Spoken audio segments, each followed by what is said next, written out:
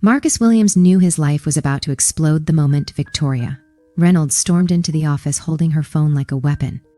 Her cold voice cut through the room. "Did you really think I wouldn't find out?" On the screen was a compromising photo of Victoria lying in her bed, makeup ruined, hair messy, looking vulnerable. She glared at him with pure accusation. "A man like you, in my house, taking advantage of me." Marcus stayed calm. He always stayed calm. A single black father raising his 8-year-old daughter alone couldn't afford to panic. Not in a world where one lie from someone like Victoria could destroy everything. "Miss Reynolds," he said slowly, "you were drunk. I only made sure you got home safely." Victoria's laugh was sharp and cruel. "Oh, please. We all know what men like you do when no one is watching." Marcus felt anger rise inside him, but he didn't show it. He'd seen her small acts of prejudice for years. The dismissive tone, the double-checking his work, the fake smiles masking superiority. Victoria leaned across the desk. "I'm considering reporting this as harassment. It's your word against mine. Who do you think they'll believe?" Marcus almost pitied her, because she had no idea. He had recorded every second of that night, from the moment he found her crying in the bathroom to the moment he helped her into bed fully clothed, to the moment he quietly left. She thought he was defenseless. She had no idea who she was dealing with. By Monday, the damage was spreading. Marcus arrived at work to whispers, cold stares, and people avoiding him like a plague. Victoria had already planted the seeds. "Marcus, HR needs you," Jennifer said quietly. Inside the room, Victoria sat like a queen surrounded by company lawyers. Her smile was sharpened with victory. "Mr. Williams," Jennifer said nervously, "Miss Reynolds claims you behaved inappropriately when driving her home. She has photos." Marcus didn't even blink. "What photos?"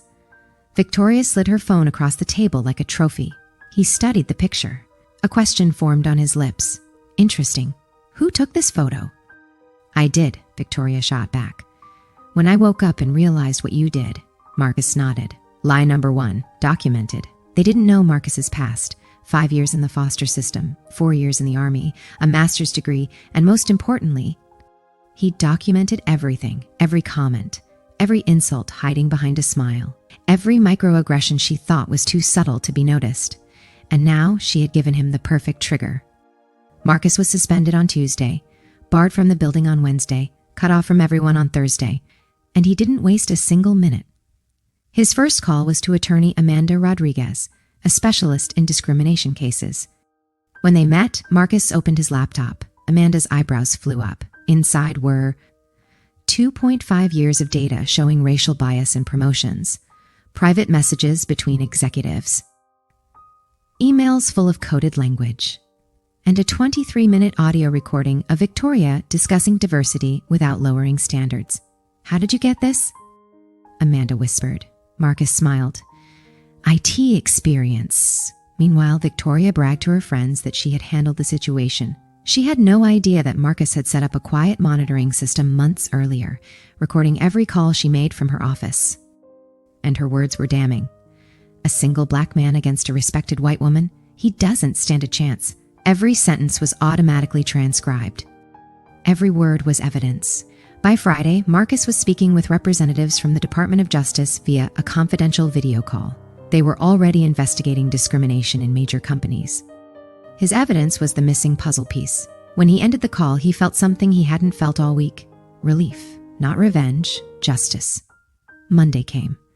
Victoria was preparing for a normal day when Jennifer burst into her office, pale. "Victoria, the FBI is here." "What?" 2 federal agents entered, followed by the CEO. "Miss Reynolds," the lead agent said, "we need to discuss your management practices." He pressed play. Victoria's own voice echoed. "The problem with people like him is that they don't understand boundaries." Then, a single black man against a respected white woman. Credibility still matters. Victoria collapsed inside her chair. Documents were placed in front of her. Emails, call logs, altered performance reviews. Timestamps showing she took the photo herself 3 hours after Marcus left. The CEO exploded. "You ruined us. You're fired." Victoria's empire collapsed that morning.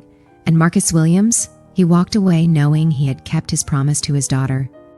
Good people do win when they come prepared.